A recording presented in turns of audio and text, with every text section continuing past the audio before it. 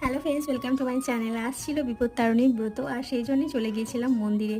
দেরি করেই বেরিয়েছিলাম যাতে একটু ভিড় কম হয়। গিয়ে দেখি প্রচণ্ড ভিড় হয়েছে, বাইরে এবং ভেতরে মন্দিরের আটচালাতেও লোক ভর্তি। তারপর আর কি করব বলো, একটু ওয়েট করতেই হলো। প্রায় 1 থেকে 1.5 ঘন্টার মতো ওয়েট করছিলাম, আর বোর হচ্ছিলাম, তাই ভাবলাম একটু ফোন ক্যামেরা করে তোমাদেরকে আমার বেশভূষাটা একটু দেখিয়ে দিই। তো এই ছিল আজকে আমার বেশভূষা। গরমের জন্য বিশেষ কিছু আর সাজগোজ করা হয়নি, আর পুজোই তো দিতে যাচ্ছি, তাই না? আর এদিকে দেখো, যে ছোট্ট মেয়েটিকে দেখতে পাচ্ছ, ওকে দেখে না ঠিক মনে হচ্ছিল মা মানে জ্যান্ত কালী যেন আমার সামনে দাঁড়িয়ে আছে। বেশ ভালো লাগছিল ওকে। তারপর পুজো দিয়ে বাড়ির পথে রওনা দিলাম, আর প্রচণ্ড রোদ হয়েছে, মুখের অবস্থা দেখে তোমরা বুঝতেই পারছো। আর ছেলে আসারও সময় হয়ে গিয়েছিল।